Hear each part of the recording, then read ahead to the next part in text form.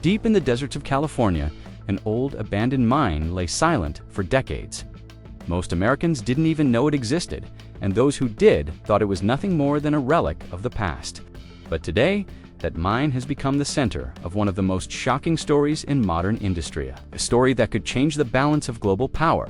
For the first time in over 70 years, the United States has reopened a rare earth mine, breaking China's near-total monopoly on the materials that make modern life possible. Think about it for a moment. Every smartphone, every electric vehicle, every fighter jet, even the satellites orbiting above us rely on rare earth elements. They're the hidden backbone of our technology-driven world. And yet, for decades, the US handed that control over to a foreign power. China didn't just dominate the market, they owned it, producing over 80% of the world's supply. That gave them immense leverage, not just economically, but politically. One decision from Beijing could send shockwaves across industries worldwide. So when news broke that America was reopening its first rare earth mine in generations, it wasn't just a story about rocks pulled from the ground. It was a story about independence, about strategy, and about a country finally taking back control of something vital. This mine, known as Mountain Pass, is more than just a pit in the earth. It as a symbol of resilience, and a test of whether the US can stand up against one of the greatest monopolies in modern history. But here's where the story gets even more fascinating. Why did America, once a global leader in mining, give up this industry in the first place? And why now, after 7 decades, has the country decided to step back into the game? The answers take us deep into history, politics, and the future of technology. And as you'll see, this isn't just about mining, it's about who controls the future. To understand why Mountain Pass matters so much today, we need to rewind back to the mid-20th century. In the 1940s and 1950s, the United States was quietly leading the world in rare earth production. Mountain Pass itself was discovered in 1949, when a group of prospectors stumbled upon strange-looking minerals that turned out to be packed with rare earth elements. At the time, few people knew what these elements were or why they mattered. But scientists soon realized they had extraordinary magnetic and chemical properties, perfect for everything from color televisions to guided missiles. For a while, the US held the upper hand. By the 1960s and 70s, Mountain Pass had become the world's largest producer of rare earths. America was supplying most of the world's demand, and these elements were powering both consumer innovation and Cold War military technology. In fact, many of the advancements that defined modern electronics wouldn't have been possible without this very mine in the California desert. But then, the tide began to turn. Environmental regulations, rising production costs, and a lack of government focus slowly weakened US dominance. Meanwhile, on the other side of the world, China was quietly investing in rare earth mining and refining. They poured money, resources, and strategy into building an industry the rest of the world largely ignored. By the 1980s and 90s, the US had not only lost its lead, it had nearly abandoned the field altogether. This wasn't just a business decision, it was a strategic mistake. While America moved away, China saw an opportunity to take control of the materials that would define the future, and they did it with breathtaking speed. Soon, Beijing wasn't just producing rare earths, they were refining them, processing them, and selling them to the rest of the world at prices no one else could compete with. Looking back now, many experts call it one of the most overlooked shifts in global power. The US had the technology, the mines, and the knowledge, but in chasing short-term gains and underestimating the future, it handed China the keys to one of the most critical resources of the modern age. And this is where the story starts to get even more intense. Because once China had the monopoly, it began to use it not just for profit, but as a weapon of influence. By the early 2000s, China wasn't just the world's largest producer of rare earth elements, it was practically the only producer that mattered. They controlled more than 90% of global supply, a grip so tight that entire industries became dependent on Beijing's decisions. This wasn't just about trade, which was about power, and China knew it. The world got a harsh reminder of this in 2010. After a political dispute with Japan, China suddenly cut off rare earth exports to the country. Overnight, Japanese manufacturers who relied heavily on these elements for everything from hybrid cars to high-tech electronics were thrown into crisis. Prices for rare earths skyrocketed around the globe, and the message was crystal clear. Whoever controls rare earths controls the future of technology. For the United States, this was a wake-up call. The Pentagon realized that its most advanced weapon stealth fighters, precision-guided missiles, even nuclear submarines couldn't function without rare earths. Imagine that, the world's most powerful military, relying on a rival nation for the materials inside its hardware. It wasn't just embarrassing, it was dangerous. Yet even with this knowledge, rebuilding the industry wouldn't be easy. China had decades of investment, lower labor costs, and looser environmental standards. Competing meant facing enormous financial and political challenges. That's why Mountain Pass became such a focal point. It was one of the only rare earth mines in the United States and one of the few outside China with the potential to produce at scale. The mine had been shuttered in the early 2000s after a series of environmental spills and financial troubles. But suddenly, it wasn't just a mine anymore, it was a lifeline. The question wasn't whether rare earths were important. The question was whether America could rise from decades of dependence and bring this industry back under its own control. And just when it seemed like Mountain Pass might become America's comeback story, the mine faced new twists, controversies, and even foreign ownership that complicated the narrative. The revival of Mountain Pass wasn't a smooth, patriotic comeback. It was messy, uncertain, and even controversial. After the mine shut down in 2002, it sat idle for years, a ghost of its former glory. But as global demand for rare earths exploded, private investors stepped in to bring it back to life. In 2008, a company called Molycorp reopened the site, promising to make America self-reliant once again. For a moment, it seemed like a new golden era was on the horizon. Billions were poured into modernizing the mine. Engineers installed cutting-edge equipment, production ramped up, and optimism soared. But there was a problem. Competing with China wasn't just about digging minerals out of the ground. The real challenge was refining. Rare earths don't come out of the earth ready to use. They require an incredibly complex and expensive process to separate and purify, and China had mastered this process at a scale no one else could touch. Molycorp quickly ran into trouble. Costs ballooned, investors grew nervous, and by 2015, the company went bankrupt. For many Americans, it looked like another failed attempt to stand up to China's dominance. And here's where the story takes an ironic twist. When Mountain Pass was eventually sold off in bankruptcy, one of its new backers had deep ties to China. Yes, the very nation the mine was supposed to challenge became part of its ownership. A Chinese state-backed company gained a significant stake in Mountain Pass through a joint venture, sparking outrage and suspicion in Washington. How could America's rare earth crown jewel, the one asset that could reduce dependence on China, end up partly under Chinese influence? This wasn't just a business deal. It raised uncomfortable questions about America's ability to protect its own strategic resources. Was the US truly serious about competing, or was it too late? For many, it felt like déjà vu. China's grip remained as strong as ever, and Mountain Pass looked more like a pawn than a solution. But the story doesn't end there. Under growing political pressure and rising awareness of just how critical rare earths had become, Washington began to take a more active role. Suddenly, Mountain Pass wasn't just a private venture, it became a matter of national security. By the late 2010s, the tone in Washington had shifted dramatically. Rare earths were no longer viewed as just another commodity, they were seen as a strategic necessity.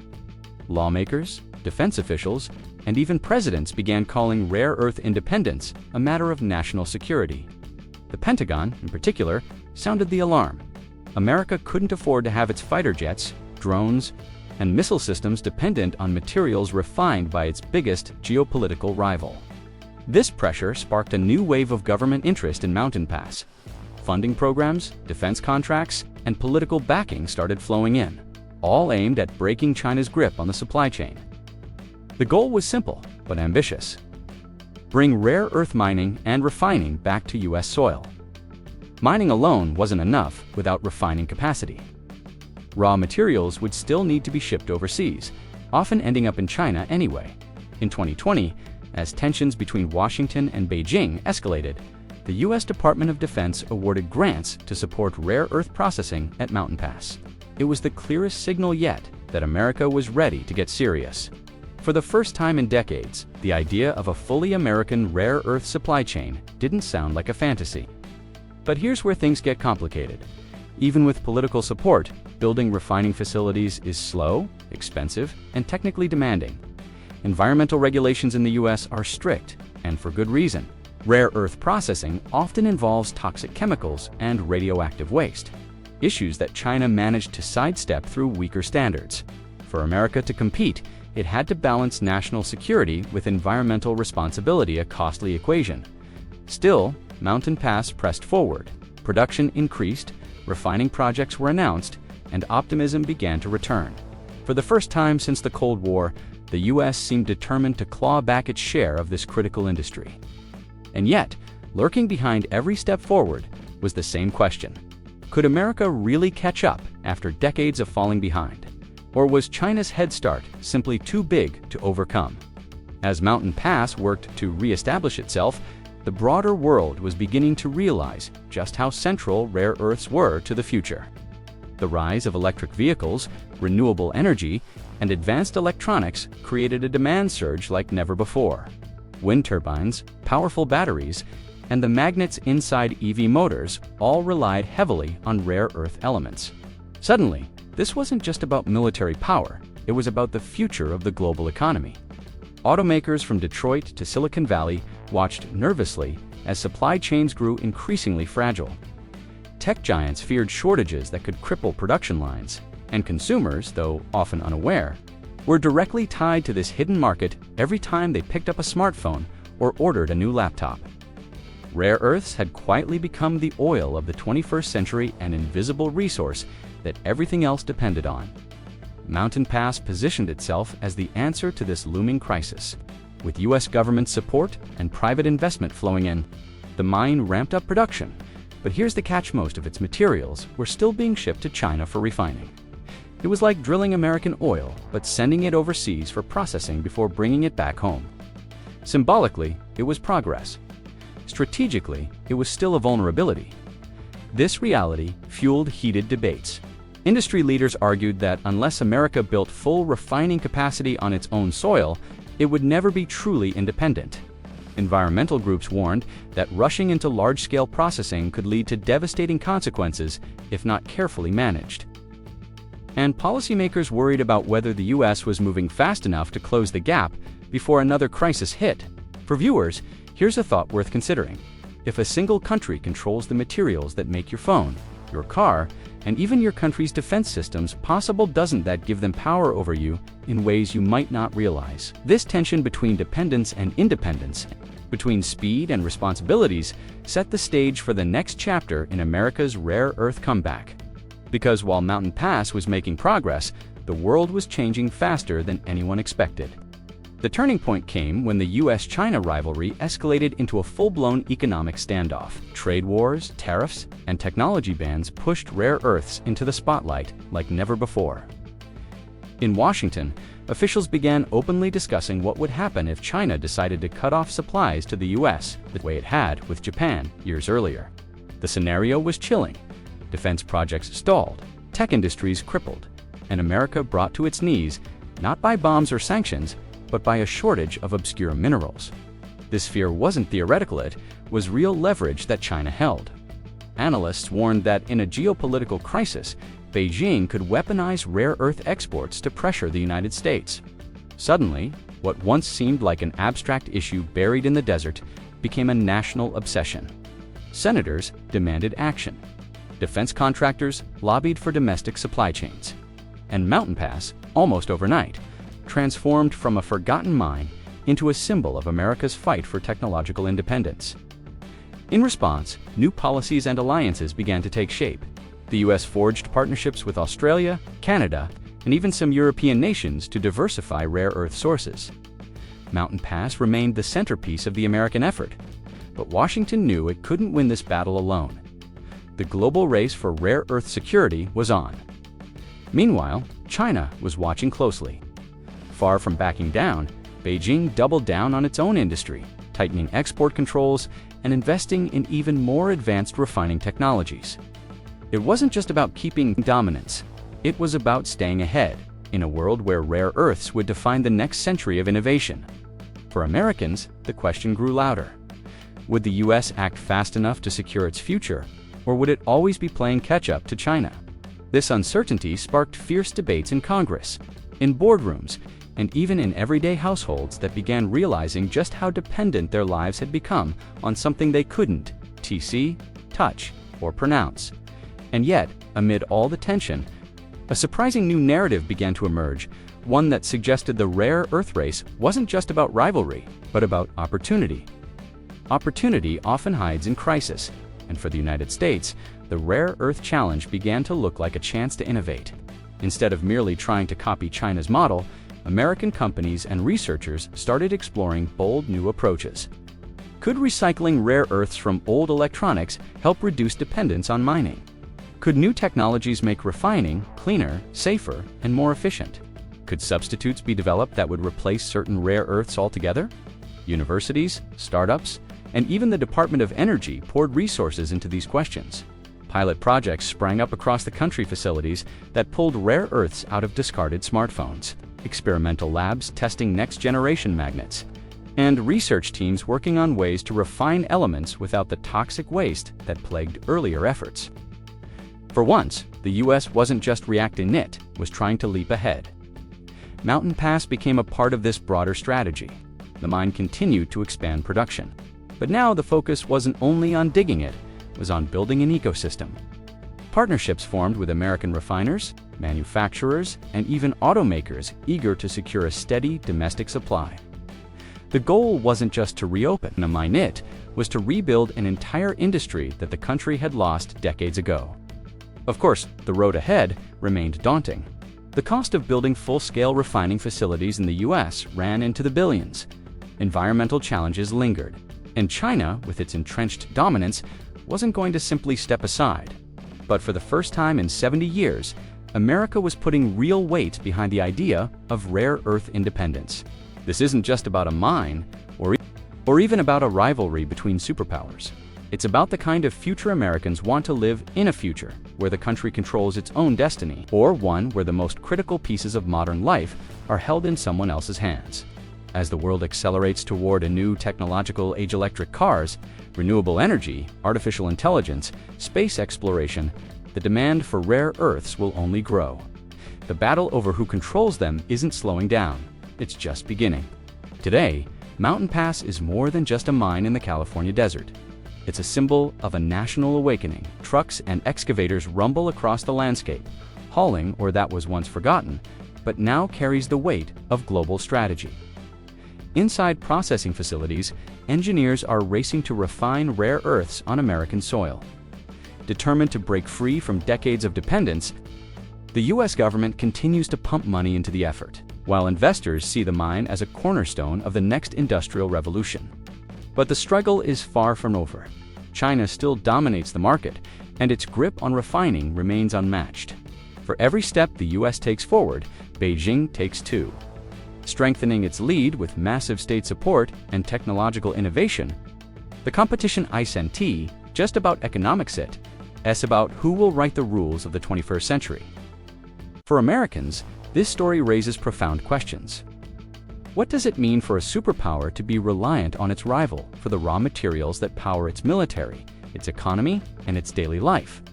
And what happens if, one day, that supply is cut off? These aren't abstract hypotheticals, they're possibilities that could reshape the balance of global power. Yet there's also a sense of determination. Many believe that the US has faced challenges like this before, moments when it seemed outmatched, only to rally back stronger than ever. The reopening of Mountain Pass may be just the beginning of a larger comeback, one that combines American innovation, global partnerships, and sheer willpower. The stakes couldn't be higher. Every EV battery, every missile guidance system, every wind turbine blade is a reminder that rare earths aren't just minerals in the ground, they are the keys to the future. And the nation that controls them won't just control technology, it will control destiny. The story of America's first rare earth mine in 70 years.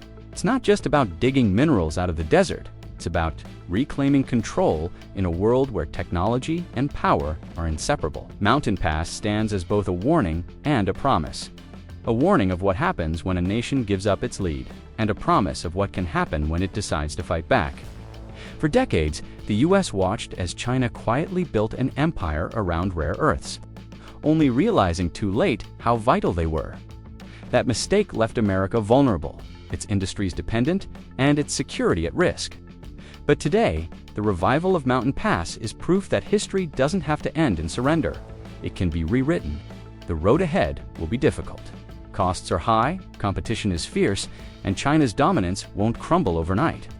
But the effort underway is about more than economics. It's about independence, resilience, and the belief that no nation should hold the world's future in its hands alone. So, as the dust rises once again over Mountain Pass, the question echoes far beyond the Mojave Desert. Can America truly break free from China's monopoly, or will it remain bound to the very rival it seeks to challenge? The answer may not come tomorrow, or even in the next few years. But one thing is certain, the battle for rare earths has begun, and its outcome will shape the course of the century. And now, it's over to you. When you think about the devices in your pocket, the cars on your streets, and the defenses that protect your nation, how do you feel knowing they all depend on these hidden elements? Is America's comeback too late, or is this the moment when the tide finally turns?